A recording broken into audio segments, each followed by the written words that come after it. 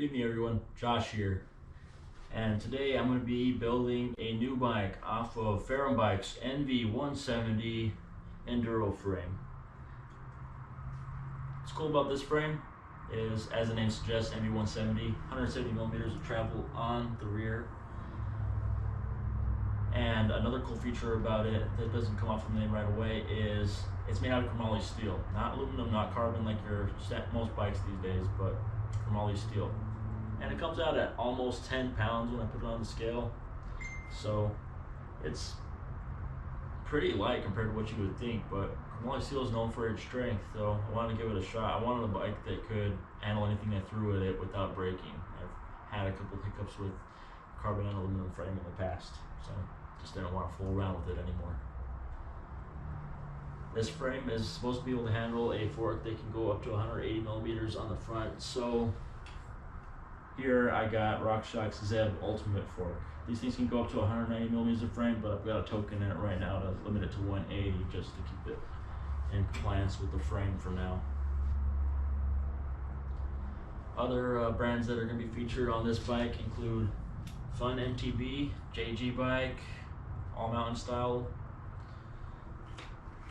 Xenobicycle, RockShox, box components, Continental tires, Novatec wheels, and factory components. And I'll be doing a breakdown of all the parts and their brands individually here. Starting off with FUNN MTB, the components that are going onto this build include the Funndamental Pedals, Zippa downhill chain guide / bash guard, ridge crankset, associated bottom bracket for the ridge crankset,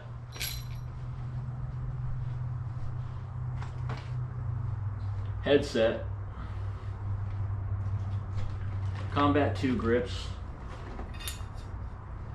full on handlebar, Equalizer stem,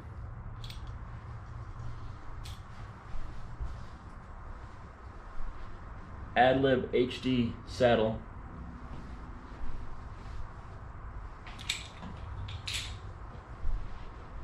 Updown dropper post, and Updown dropper post lever, which is currently attached to my brake set, which is featured right here. Oh, almost forgot, just a little component here. What is this? Frodon Seatpost clamp. I'm going to go into the stuff from Xenobicycle, and the stuff that I got, and right here is featured their cables and cable housings for shifters and dropper post. Smoothest cables I've ever used on anything, and I previously used a Jaguar stuff primarily because it was just the best. Before that I used Quaxar, which I don't think they're around anymore. I can only found in Japan. But what's cool about the ZENO stuff is their cables and cable housings are extremely smooth compared to the Jaguar. I mean, I even got the two right next to each other and pulled them through each of their associated housings, and the ZENO one will move so much more effortlessly than even a Jaguar Pro cable and cable housing. And while I found out about these, I also found out that they make probably some of the coolest looking and possibly best functioning, based on what I've researched, floating disc brake rotors. And what's cool about these is these are actually full floating. Most of the time when you're looking online and you find floating disc brake rotors for mountain bikes or road bikes, you find these ones that are just pinned to an aluminum spider in the center. That's not necessarily floating, that's just more of a two-piece design. These actually have their own movement away, a slightly owned movement from the spider in the center, making them truly floating rotors. Next, I got the Box 3 Prime 9 group set from Box Components, and this is a 9-speed group set that has an 11 to 50T gear range stock so no modifications done to this, no wolf tooth components pieces that are needed to make this happen. And as cool as it comes in, about $200, so pretty competitive prices as far as other 11 and 12 speed group sets that usually you need to have the 11 to 50T gear range. Well, in their case, 10 to 50T, but it works on just a regular Shimano Hyperglide, so no XD driver or microspline driver needed for this setup. It's pretty nice for anyone who just doesn't want to have all these Shimano or SRAM specific components.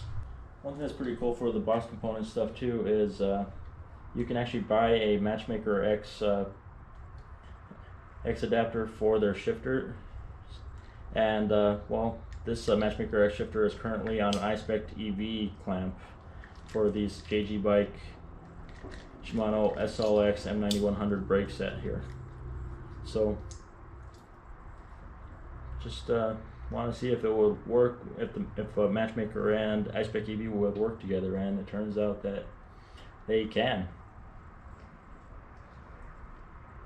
Other cool features about these brakes from JGbike are 4-piston, brake pads have heat sinks on them, lots of adjustment, and you don't have to slip them off the handlebars. They can open up and clamp on the handlebars without removing the grips. The other piece I got from JGbike here is just their narrow wide 36T chainring. The wheels are Novatec wheels, Diablo XL Rims paired up with factory components, boost hubs, with Tannus tire armor inserts and Continental Debonair Project 27 5-inch tires. What's really cool about these factor hubs is they're very quiet and they engage very fast. Pretty similar in function to Industry 9 hubs, but a lot quieter than the ones I've worked on, at least. And I'll go ahead and spin a Bontrager Paradigm Free hub in the background so that way you can hear the difference.